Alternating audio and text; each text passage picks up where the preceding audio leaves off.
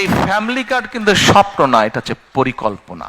এই টাকাটা বা সহযোগিতাটা যদি বাবার হাতে যায়, বাবা ওই পাড়ার চায়ের দোকানে গিয়ে গল্প গুজব করে বন্ধু বান্ধবের টাকাটা উড়িয়ে দেয়। এটা আমার কথা না, এটা রিসার্চ কথা। ভাইরা আমার উপরে কিছু মাইন্ড করেন না আপনারা। আচ্ছা, তা এখন আমরা সেই জন্য মায়েদের হাতে এটা দিতে চাই।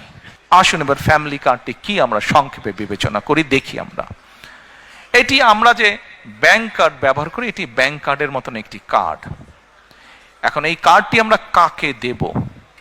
এই কার্ডটি আমরা দেব বাংলাদেশে এই মুহূর্তে অ্যাভেলেবল যত ডাটা আছে, সেই ডাটার ভিত্তিতে আমরা দেখেছি বাংলাদেশে 4 কোটি পরিবার আছে।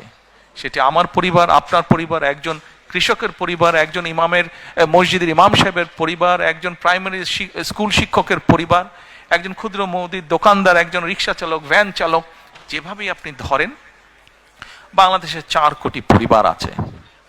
আমরা প্রথমে এই কার্ডটি দেওয়া শুরু করব গ্রাম থেকে, যারা মোর ডিজার্ভ করে। আচ্ছা, এই কার্ডটি আমরা দিব পরিবারের যে গৃহিণী, পরিবারের যে কর্ত্রী বা হাউস ওয়াইফ, আমরা তাকে এই কার্ডটি দেব।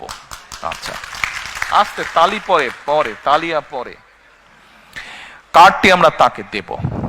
দেখুন, দেশনেত্রী বেগম খালেদা জিয়া দেশের অর্ধেক যে নারী সমাজ, তাদেরকে উনি শিক্ষার আলো পৌঁছে দিতে চেয়েছিলেন। বহুলাংশে আলহামদুলিল্লাহ আমরা সফল হয়েছি। আজকে যদি আমরা স্কুল কলেজগুলো দেখি, আমরা দেখি যে ক্ষেত্র বিশেষে ছেলেদের থেকে মেয়েদের এনরোলমেন্ট অনেক বেশি। শিক্ষা দীক্ষায় বিভিন্ন জায়গায় মেয়েরা অনেক এগিয়ে গিয়েছে। নেপোলিয়ন বলেছিল, আমাকে শিক্ষিত মা দাও, আমি তোমাদেরকে শিক্ষিত জাতি দেব। প্রিয় ভাই বোনেরা, এই কার্ডটি ইনিশিয়ালি আমরা ধীরে ধীরে 4 কোটি পরিবারের, আমাদের প্ল্যান অনুযায়ী 4 কোটি পরিবারকে দেব। বাট এই 4 কোটি পরিবারের মধ্যে আমিও আছি, আমার স্ত্রী ডক্টর জুবাইদাও আছেন। কিন্তু ডক্টর জুবাইদা এই কার্ডটি নেবেন না। কেন? কারণ এই কার্ডটি থেকে রাষ্ট্র বা সরকার যেই সুবিধা দেবে একটি পরিবারকে, আলহামদুলিল্লাহ ডক্টর জুবাইদার এটি প্রয়োজন নেই। এখানে আপনারা যারা আছেন, আপনাদের এখানে আমাদের বহু বোন উপস্থিত আছেন, তাদের কারোরই অর্থনৈতিক অবস্থা এমন না যে সেই কার্ডটি প্রয়োজন। এইভাবে বাংলাদেশের 4 কোটির মধ্যে আমরা মনে করি বহু পরিবার আছে যাদের প্রয়োজন নেই, কাজেই তারা এই সুবিধাটা নেবেন না। তার ফলে যেটা হবে, আমরা যারা সঠিক মানুষ, এটি কিন্তু আমরা জেনারেল রাখছি, কার্ডটা ইউনিভার্সাল রাখছি। বাংলাদেশে বিভিন্ন সামাজিক সোশ্যাল নেটওয়ার্ক যেগুলো ফ্যাসিলিটি আছে, যেগুলো বেনিফিটস আছে, বিভিন্ন ক্যাটাগরি থাকে। এবং আমরা রিসার্চ করে দেখেছি যে ক্যাটাগরি, এরকম বিভিন্ন ক্যাটাগরি থাকলেই কারাপশনের প্রবাবিলিটি বেড়ে যায়। কারাপশনের প্রবাবিলিটি বেড়ে যায়, পলিটিক্যাল ইনফ্লুয়েন্স হয়, তখন ওইখানে কারাপশন তৈরি হয়। সেজন্য বিষয়টাকে আমরা জেনারেল রাখছি। আচ্ছা, এই কার্ডটি আমরা মহিলাদেরকে দেব। আমরা এর মধ্যে কতগুলো 10টা স্পট, সরকারের কিছু নিয়ম আছে, আপনি হুট করেই চালু করতে পারবেন না, পাইলট প্রজেক্ট করতে হয় সরকারকে। RICL TMX, যুগের পর যুগ স্থাপনা থাকে মজবুত। এই কার্ডটির মধ্যে আমরা 2টো উপায় রেখেছি। 2 থেকে 2,500 টাকা পর্যন্ত আমরা কিছু মহিলা বা পরিবারকে বা হাউসওয়াইফকে আমরা দেব, আর 2,500 টাকার সম পরিমাণ খাদ্য সহায়তা আমরা দেব। পাইলট প্রজেক্টের মাধ্যমে আমরা দেখব যে 3 থেকে 6 মাস যে কোন পরিবারগুলোর কতটুকু উন্নতি হচ্ছে, কিভাবে পরিবর্তন হচ্ছে। যেটা বেটার হবে, যদি ক্যাশে বেটার হয় আমরা ক্যাশ দেব, যে যদি খাদ্য সহায়তা দিয়ে বেটার হয় তাহলে আমরা খাদ্য সহায়তা দেব। এই কার্ডের আপনারা হয়তো কেউ জিজ্ঞেস করতে পারেন যে ভাই, দলের লোকজন দিয়ে করলেন, তাদের রিসার্চ আর কতটুকু কারেক্ট হবে? এখানেই ভুল। শুধুমাত্র দলের লোক দিয়ে আমরা রিসার্চ করিনি।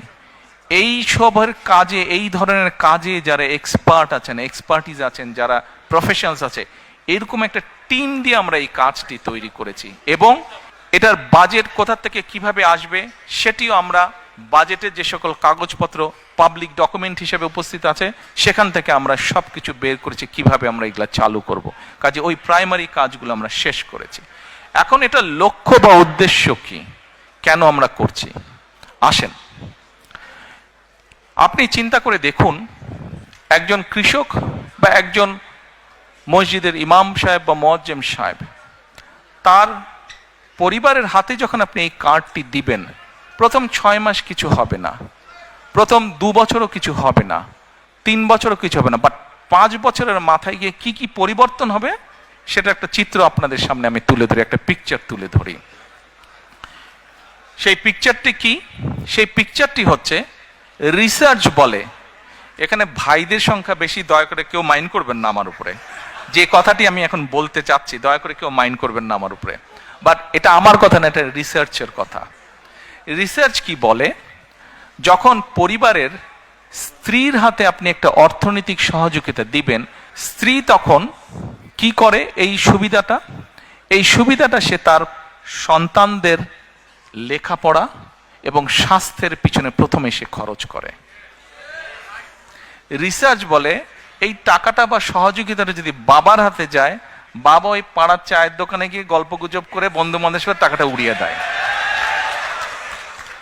এটা আমার কথা না, এটা রিসার্চ কথা। ভাইরা আমার উপরে কিছু মাইন্ড করেন না আপনারা।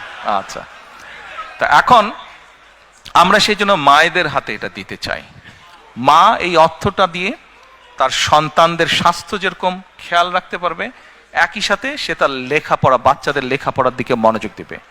তারপরে তার হাতে যখন খরচ বেঁচে যায়, এই খরচটা তখন কি করে, সে ছোট ছোট ইনভেস্ট করে, যেখান থেকে তার পরিবারের এক্সট্রা ইনকাম আসবে। যার ফলে হবে কি, ওই টাকাটা, ওই অর্থটা, সেটা 500 টাকা হোক, 1000 টাকা হোক, ওটাই লোকাল ইকোনমিতে তখন টাকাটা আস্তে আস্তে ইকোনমিতে ঘুরতে থাকে এবং লোকাল ইকোনমি আস্তে আস্তে আস্তে আস্তে স্ট্রেংথ স্ট্রং হতে থাকে।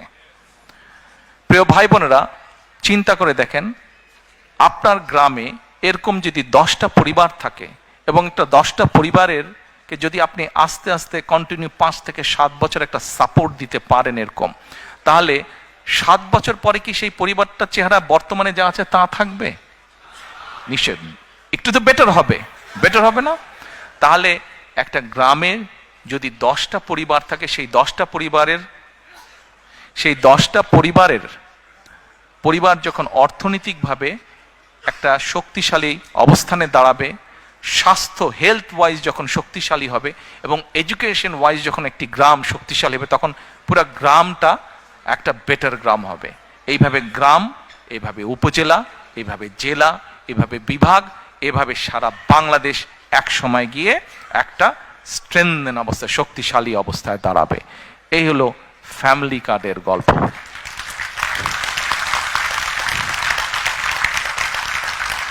এই ফ্যামিলি কার্ড কিন্তু স্বপ্ন না, এটা হচ্ছে পরিকল্পনা, এবং ইনশাল্লাহ এই পরিকল্পনা আমরা বাস্তবায়ন করব। আমরা যদি 4 কোটি পরিবারের অন্তত 30 to 40% কাছে রিচ করতে পারি, তাহলেও ইনশাল্লাহ বাংলাদেশের চেহারার একটা বিরাট পরিবর্তন হবে। আমাদের লক্ষ্য কাউকে মিলিয়নিয়ার বানানো না, কিন্তু আমাদের লক্ষ্য বাংলাদেশের 4 কোটি পরিবারের প্রত্যেকটি পরিবার যেন সুন্দরভাবে, ডিসেন্ট ভাবে বেঁচে থাকতে পারে, দাঁড়াতে পারে। এটি হচ্ছে আমাদের লক্ষ্য।